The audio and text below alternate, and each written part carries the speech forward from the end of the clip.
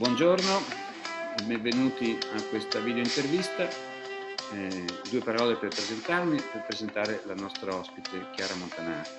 Mi chiamo Glauco Genga, sono psicoanalista da circa 30 anni della Società Amici del Pensiero Sigmund Freud di Milano e sono anche consulente e psichiatra dell'Istituto di Medicina Aerospaziale dell'Aeronautica Militare. E lì conobbi nel 2014, ormai 6 anni fa, l'ingegnere Chiara Montanari.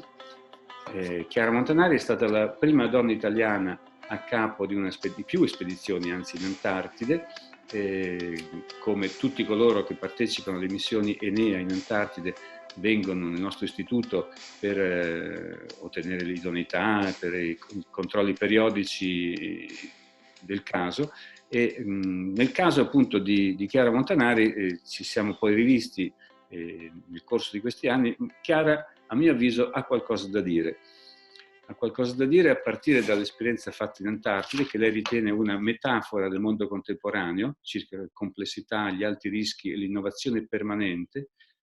E poi è diventata anche più, non è andata solo in Antartide, lei si definisce una life explorer, esperta in energie rinnovabili e strategie per la sostenibilità.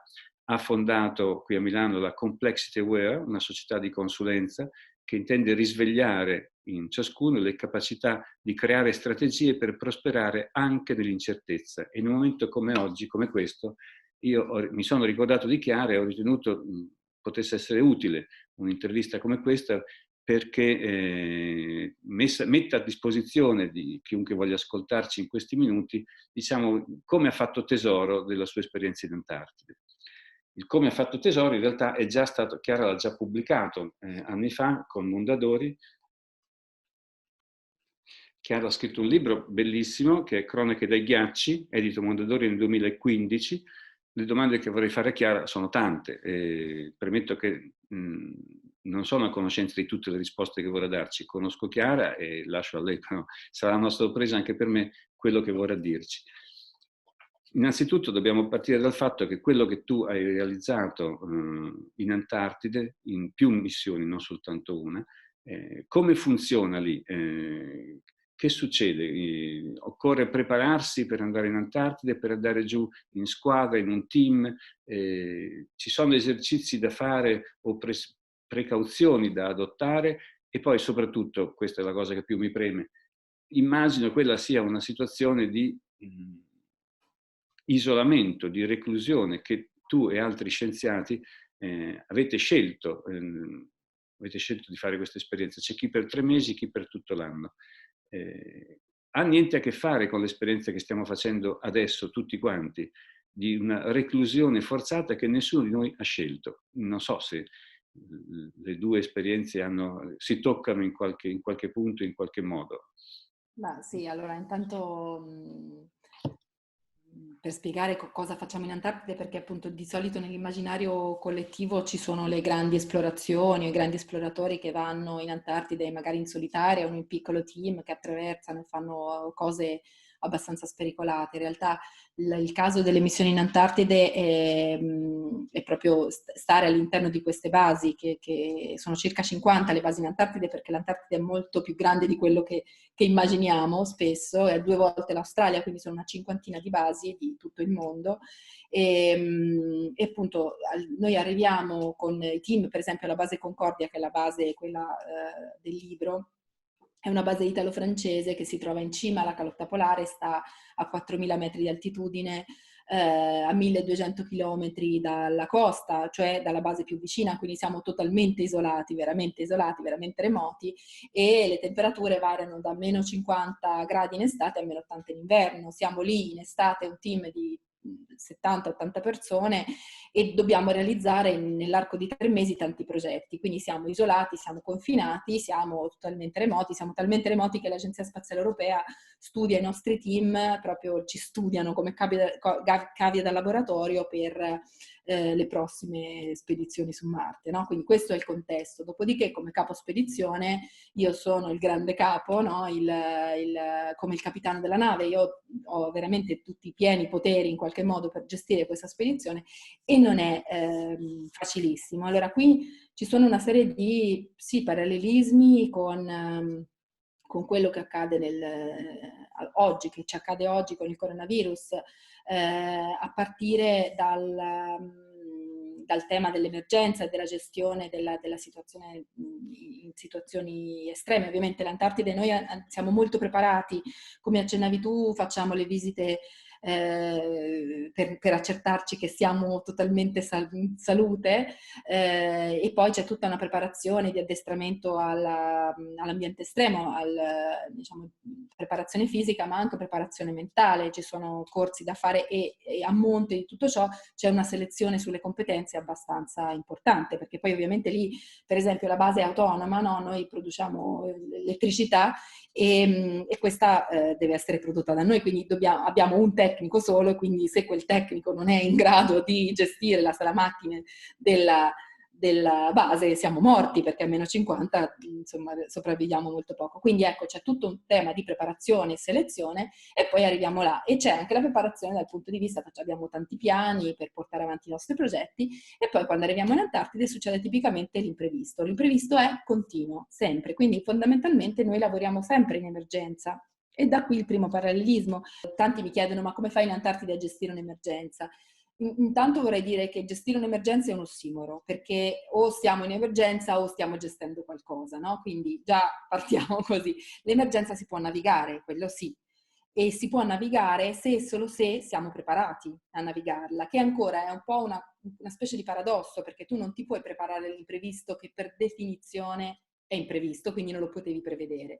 Però ti puoi preparare in qualche modo puoi avere tutta una serie di piani, di scenari, no? Nella tua preparazione, nel tuo bagaglio pregresso, e poi lo devi mettere in atto però nella realtà, e quindi gestire un'emergenza significa avere un elevato grado di competenza, è come se fosse la fase 2 della preparazione, cioè un dilettante non può gestire un'emergenza, solo una persona molto preparata può, sempre tra virgolette, gestire l'emergenza. Quindi è un po' e anche la persona preparata poi in realtà durante l'emergenza improvvisa, e qui si apre un tema molto importante, quello dell'improvvisazione, ma dell'improvvisazione io faccio sempre l'esempio dei jazzisti, no? Uno non si alza la mattina che fa jazz, ma prima si è preparato molto e poi riesce a fare jazz in maniera, no, interessante, altrimenti il dilettante non fa sicuramente quel tipo di improvvisazione. Allora, il navigare un'emergenza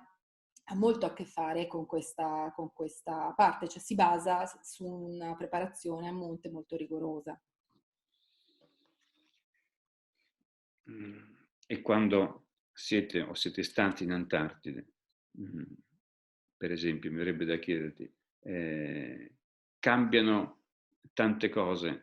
Qui in questo momento sembra che siamo tutti bloccati, noi in Italia siamo, non solo in Italia, in parecchie parti del mondo siamo reclusi in casa, soprattutto vince l'impressione che ci sono delle cose che vorremmo fare e non possiamo farle come le facevamo prima. Allora, quello che so nella mia esperienza individuale e di psicoanalista è che in realtà il pensiero non si ferma mai. Non riusciamo a governare il nostro pensiero, possiamo prenderne atto. Per esempio, può succedere che in queste condizioni straordinarie succede che si dorme diversamente. Può darsi che si dorma peggio, magari perché per tanti motivi, perché si ha paura o non siamo nelle condizioni ottimali o in quelle che conosciamo e che vorremmo. Però potrebbe anche essere il contrario, invece. Sogniamo anche in modo diverso? Ecco, per esempio, quando si è in Antartide, si dorme ugualmente bene? Hai fatto caso se si sogna in modo diverso? Allora, sì, in Antartide la situazione per me, almeno, questa è una cosa molto personale, però nel mio caso io ho fatto caso che quando si ha a che fare con quel tipo di situazione, ancora con l'imprevisto, quindi quando siamo in emergenza, no? E quindi dovendo gestire l'emergenza, dovendo gestire il presente in qualche modo che ci sollecita continuamente, tu sei molto preso dal presente. E non è tanto simile a chi, come noi, in questo momento deve stare a casa, ma più simile a chi in questo momento è in corsia, no? Che quindi deve gestire la situazione istante per istante. Questo è molto frequente in Antartide, quindi mi sono accorta che quando poi vado a letto in realtà crollo, il che è molto piacevole perché in qualche modo dormi come quando eri bambino, non hai più nemmeno energia per pensare e quindi dormi, quindi ti accorgi della differenza. Diverso è probabilmente chi sta a casa in situazioni magari che si preoccupa e quindi può capitare che non dormi, no? E quindi quello è un altro tipo di situazione più a che fare con la paura in qualche modo. Infatti, volevo chiederti, ci parli un po' della paura? Allora, la paura, perché quando ti trovi in Antartide ti trovi ovviamente ad avere a che fare anche a volte con situazioni un po' pericolose, no? E quindi puoi essere, quando sei in pericolo di vita, hai paura, c'è poco da fare, no? Quando però devi gestire le situazioni che ti mettono in pericolo di vita è un'altra cosa, perché ti puoi accorgere di qualcosa di molto importante. Per me è stato molto importante perché ti accorgi di quanto poco spazio hai per la paura, perché se ti lasci prendere dalla paura sembra abbastanza banale, ma in realtà non è così banale perché poi siamo umani e se ti lasci prendere dalla paura in realtà puoi aumentare le tue probabilità di morire, no? Quindi se io sono davanti sopra un crepaccio e comincio a pensare, oddio, ho un crepaccio sotto, è molto la mia energia viene catturata dal pensiero invece che dall'osservare dove sto mettendo i piedi e quindi è più probabile che io scivoli e cada nel crepaccio, no? Questo è proprio molto sinteticamente il tema. Chiaramente quando la situazione è molto più complessa ci sono molti più fattori e quindi può capitare che il tuo pensiero vaghi verso lo scenario terribile. In realtà lo scenario terribile lo devi pensare perché è il tuo scenario di riferimento, ma lo devi pensare in maniera costruttiva, cioè è lo scenario cosa può succedere di pessimo, lo guardi e quindi cerchi di poi nel presente fare delle azioni per non arrivare a quello scenario pessimo, per potertela cavare lo scenario pessimo. E questo ha molto a che fare con quello che dicevamo prima, cioè più che la paura è proprio un discorso di uso molto efficace del pensiero, che è una cosa che fa il cuore, che non è calcolo. Il calcolo deve servire per farti uscire dalla situazione, quindi lo devi saper indirizzare, ma sei tu che devi gestire il calcolo. Quindi se ti fai prendere dalla paura, tutti questi pensieri vanno in maniera vagano e rischiano di distrarti, cioè di portarti via l'energia che in realtà in quel momento ti serve per sopravvivere. È un po' come aver paura del leone, quindi una paura fisiologica. Se il leone è lì, è una paura fisiologica. Tu non stai a pensare, oddio, c'è il leone, mi potrebbe mangiare, cominci a correre, no?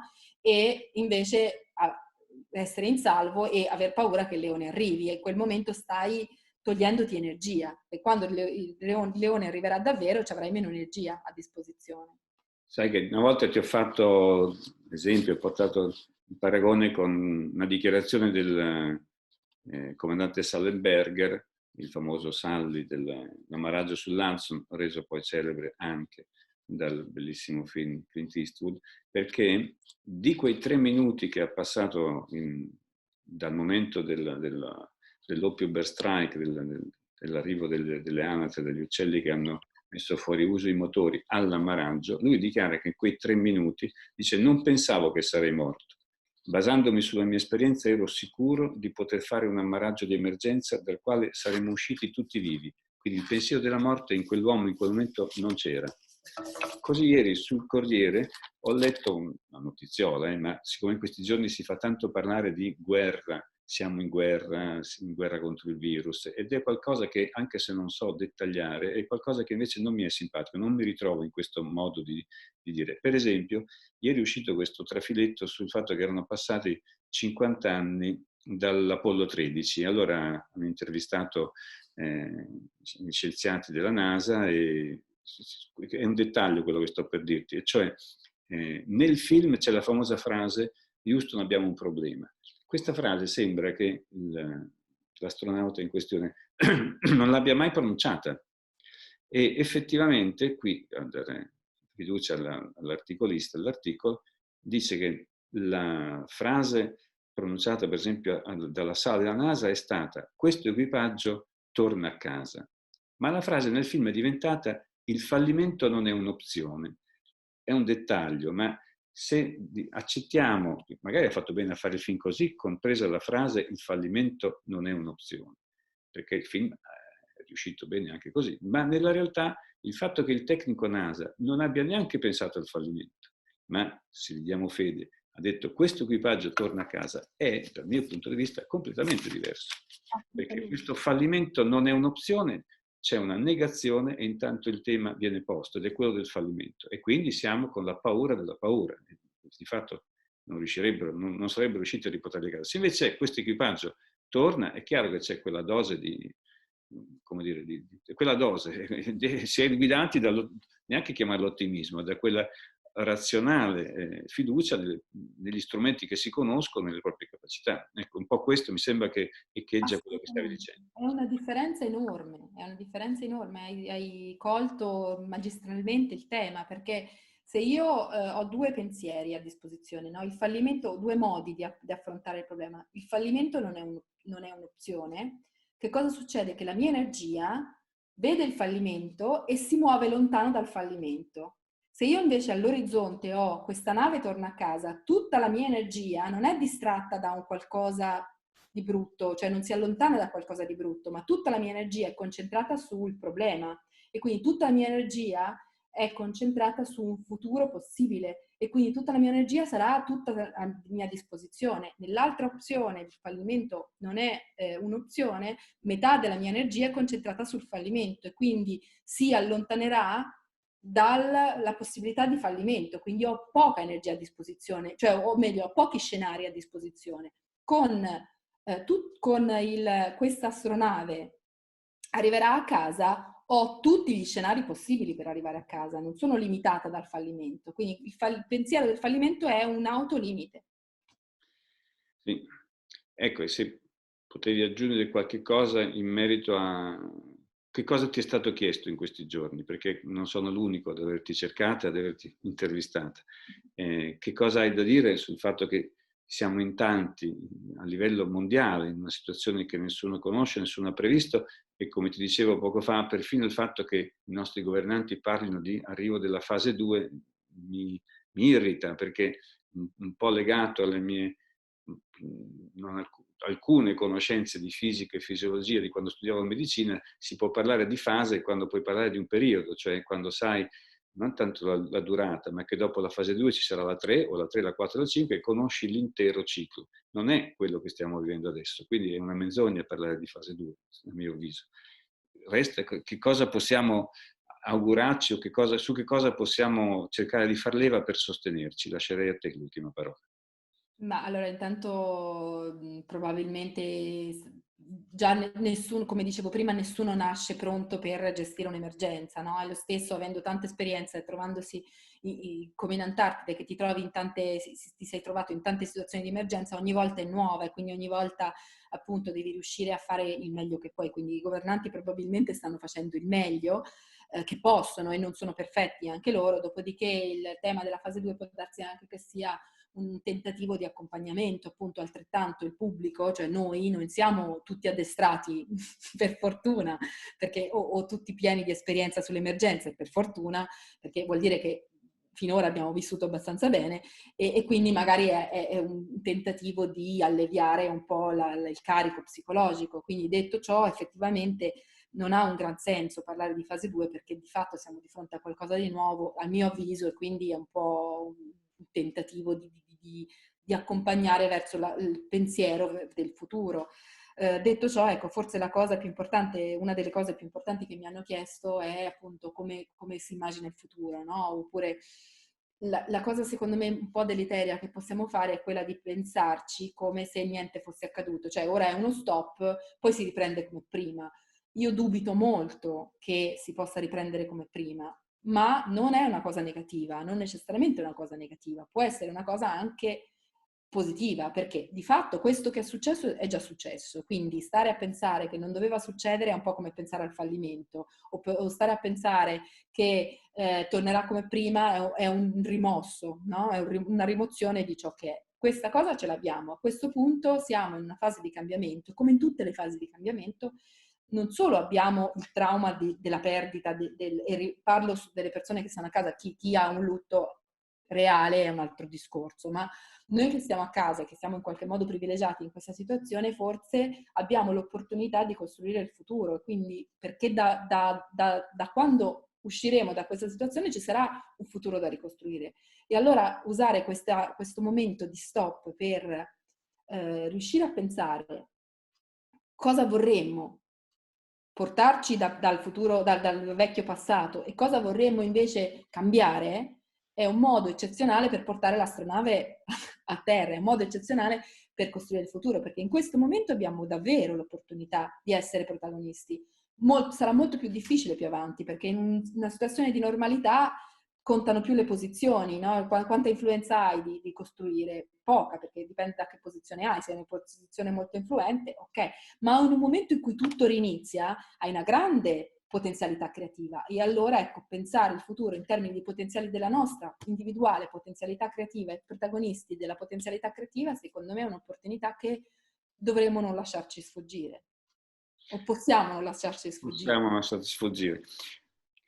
Io ringrazio Chiara Montanari, chi volesse conoscerla meglio attraverso il libro che ha scritto ormai qualche anno fa, ma direi che adesso c'è un motivo in più per tornare a quelle pagine o per andare a conoscerle, perché trovo che la grande passione che Chiara mette nel suo lavoro è una palestra, per lei è o è stata una palestra di salute psichica, che io ho pure certificato in quell'occasione. A parte lo scherzo,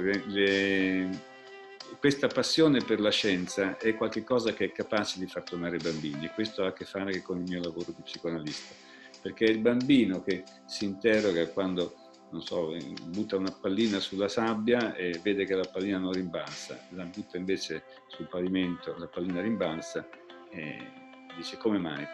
E lì è solo un esempio, forse non è neanche tra i migliori, di come la meraviglia possa far partire la ricerca e la ricerca scientifica, di cui abbiamo anche assoluto bisogno in questo momento, come sempre in fondo. Quindi grazie ancora Chiara e grazie a tutti voi. Grazie a voi, grazie.